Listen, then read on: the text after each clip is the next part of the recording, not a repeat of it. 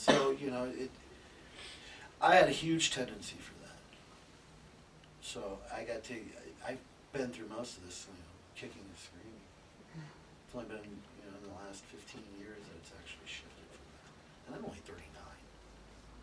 This stuff started for me at 6, 7. You know, did I know it then? Yeah, I did. That's the scary part. I knew it then. Right? Then by the time I'm 14, 15, oh, I can play anyone for a fool. It did. It hurt a lot of people doing it. You know, not damage that's noticeable to anybody else, but stole a little bit of their luminosity. Yeah. That to me that's violence. And I did that. I've stolen people's luminosity when I was younger. And then, you know, about 21, a nervous breakdown and slammed by the universe itself for being that. You know, it basically comes to you and says, I gave you this for that. To do that. You don't get to do that. And smash, I mean, it's bam, and then you're just a pool of mush for years. Right? Because you can't, for a long time, I couldn't do anything. Because I had to undo so much. You know, and I just went there. How it's been able to happen for me, I don't know. I can't say that. How I've been given the time, space, the support to do that. I don't know. Maybe it's because I really want it. But you know, when this became real for me, I absolutely trust that now. It's hard to get other people to trust your trust. Oh yeah. But everyone who's been around me knows, who's lived with me, where they didn't trust and I did, it always turns out the right way. It always does. Never goes the wrong way. There is no wrong way, because even when by the time you get to that destination, someone's learned something, then there's no wrong way, is there? If you've learned something, you haven't done it wrong. Right? Now let's just turn, I mean, it's really just a matter of turning your head, and now listen to the universe. Seems like it would take a lot of forgiveness, too. Only if you're keeping score.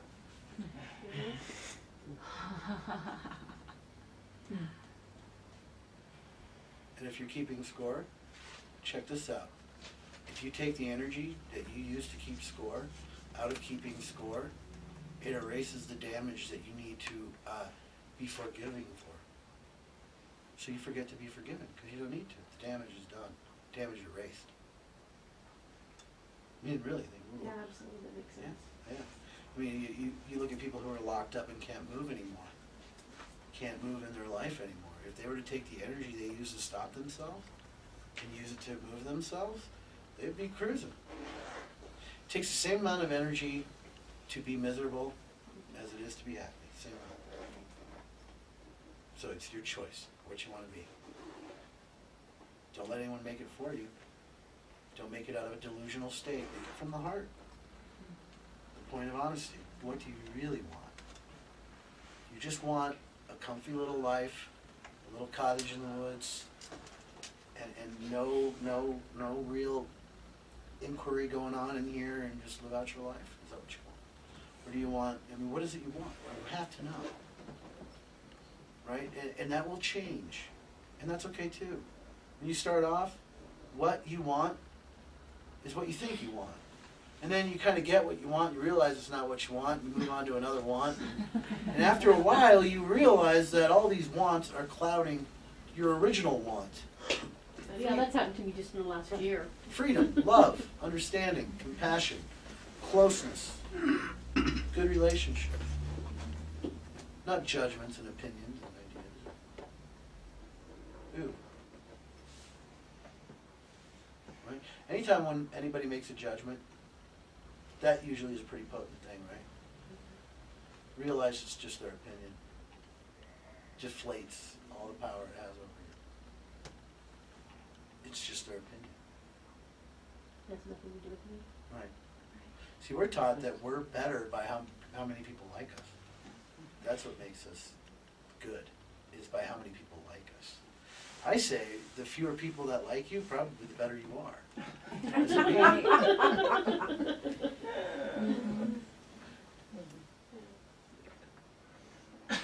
Like, what's the old Jewish proverb? You'll know a good rabbi by how quickly he's chased out of town.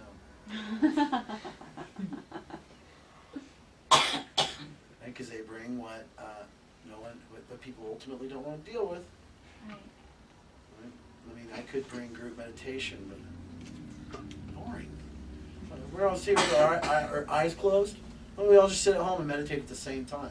and save the gas. I understand why there's a need for that. And I understand why people do it. But ultimately, it's like, why? Why can't we communicate as beings? Is there something that is wrong with that? That we all have to like follow some pattern to be together? We have to like all drink the same Kool-Aid? Really? No, I don't think so. I think if we got down to where we're honest with ourselves, that language we speak in our honesty is rendered easily understandable by the people around us. It depends on how present anyone really wants to be. Right? If you bring your presence, which you can only have right now, you can't have it tomorrow, and you can't have it yesterday, but you can have it right now, how much of that are you going to engage when you exchange glances with someone else or acknowledge their presence? How much of your presence are you going to use to acknowledge theirs? If you can skip over them, it's because you're not very present yourself. If you can just discount them and write them off with a judgment, it just means you're not very present. It doesn't matter how present they are. Right? And what you find is in that presence, there's the universe.